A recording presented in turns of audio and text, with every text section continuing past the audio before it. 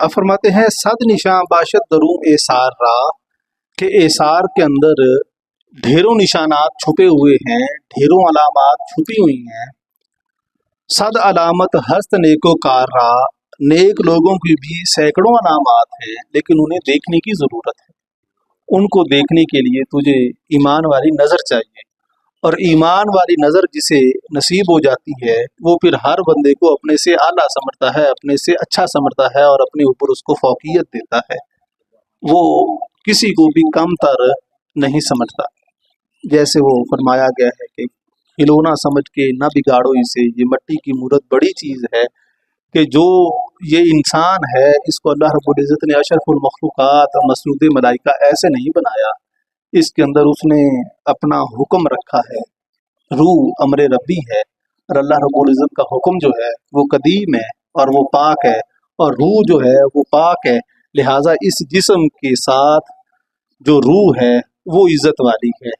जितनी देर भी वो इस जिस्म में रहती है वो इज्जत के साथ रहती है। जब बंदे से वो जुदा हो जाती है उसकी इज्जत फिर भी अल्लाह रब्बुल इज़्ज़त ने रखी है कि इसके साथ मेरा हुक्म मुतल्लिक रहा है, लिहाजा सब ने इसकी इज्जत करनी है। और हाथ बांध के सारे अमीर गरीब छोटे बड़े उसके सामने खड़े होते हैं और उसके लिए दुआ कर रहे होते हैं, चाहे वो नेक है, गुनाहगार है, आजिज है, मस्कीन है, जो भी है सारे उसके सामने खड़े होते हैं।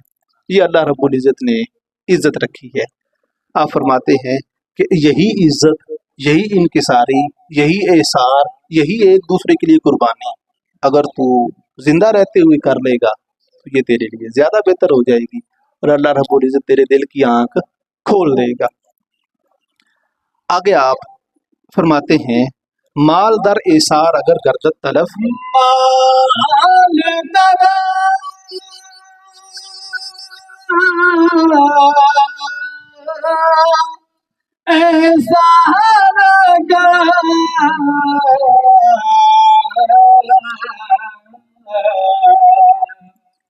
गर्दत तलफ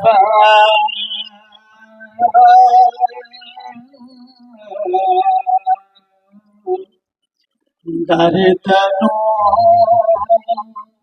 सद जिंदगी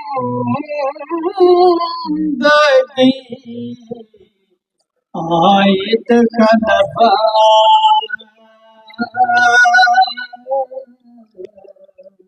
आप फरमाते हैं कि माल दर एसार अगर गर्दत तलफ, ज़ाहिरी तौर पे किसी के लिए अपनी ज़रूरत पे तरजीह देना कि मुझे इसकी ज़रूरत है लेकिन मेरे दूसरे भाई को ज़्यादा ज़रूरत है, लिहाजा मैं उसके लिए कुर्बानी पेश करता हूँ, एसार करता हूँ और उसकी ज़रूरत पूरी करता हूँ।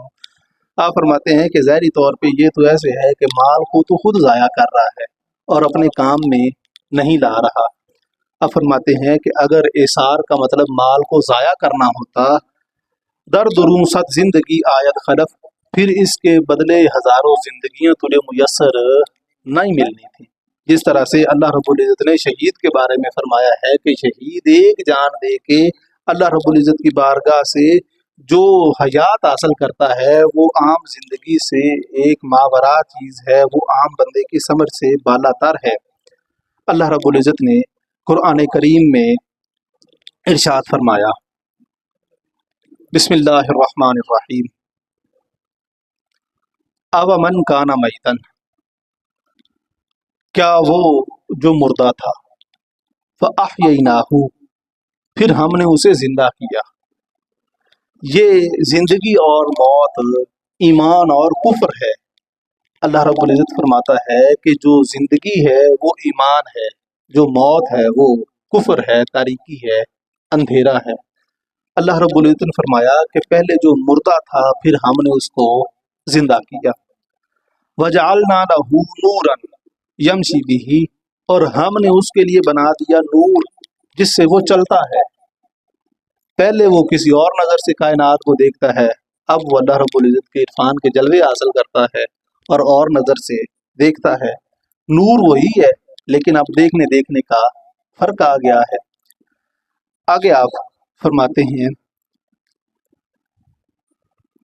कि कमम मासलुहु, क्या कोई उस जैसा हो सकता है, फिज़ ज़ुलुमात, अंधेरों में, کہ وہ بندہ جو نور کے اندر چلتا ہے لوگوں کے درمیان، تو دوسرا بندہ جو اندھیروں میں پڑا ہوا ہے، کفر میں پڑا ہوا ہے، ظلمات میں پڑا ہوا ہے، کیا وہ اس جیسا ہو سکتا ہے؟ وہ اللہ رب العزت فرماتا ہے کہ نہیں ہو سکتا۔ لیسا بخارج منہا، وہ جو اندھیروں میں پڑا ہوا ہے وہ اسے اس تاریکی سے نکال نہیں سکتا۔ جو اس بندے کو نور عطا کیا گیا ہے اس کے مقابلے میں وہ جو دوسرا بندہ ہے وہ نور والا نہیں ہے، وہ نہیں آ سکتا۔ آگے آپ اللہ رب العزت فرماتا ہے کذالک زین للکافرین، اور اسی طرح سے آراستہ کر دیے گئے ہیں کفار کے لیے ما کانوا یعملون، جو وہ کام کرتے ہیں، کہ ظاہری طور پہ تو انہیں وہ کام بڑے اچھے اور بھلے دکھائی دے رہے ہیں، لیکن حقیقت میں ان کاموں کا انہیں کوئی فائدہ نہیں ہے۔ اللہ رب العزت نے فرمایا کہ وہ بندہ جو مردہ تھا پھر ہم نے زندہ کیا، اس کے لیے نور بنا دیا، وہ اس نور میں چلتا ہے اور لوگوں کے درمیان چلتا ہے، کیا اس جیسا کوئی ہو سکتا ہے؟ اس کے برعکس جو اندھیرے میں پڑا ہوا ہے اور اسے وہاں سے کوئی چیز نہیں نکال سکتی جو اندھیرے کے اندر پڑا ہوا ہے۔ اللہ رب العزت فرماتا ہے کہ اسی طرح سے ہم نے کفار کے لیے ان کے اعمال آراستہ کر دیے ہیں کہ انہیں وہ ظاہری طور پہ تو بڑے اچھے نظر آتے ہیں، لیکن حقیقت میں وہ اس میں اٹے پڑے ہیں، وہ ان کو کوئی فائدہ نہیں دے سکتے۔ رومی فرماتے ہیں کہ یہ عمل جو ہے اثار والا، یہ تجھے ظاہری طور پہ تو بڑا گمبھیر دکھائی دیتا ہے کہ میں اگر یہ کروں گا تو اس سے تو پھر مال ختم ہو جائے گا۔ آپ فرماتے ہیں کہ لیکن اس سے اللہ رب العزت ایک نئی جان پیدا کرتا ہے، نئی زندگی پیدا کرتا ہے، اور وہ جو زندگی عطا کرتا ہے وہ پھر کئی زندگیوں سے بہتر ہوتی ہے۔ اللہ رب العزت نے قرآن کریم میں اس کی مثال بھی بیان فرمائی۔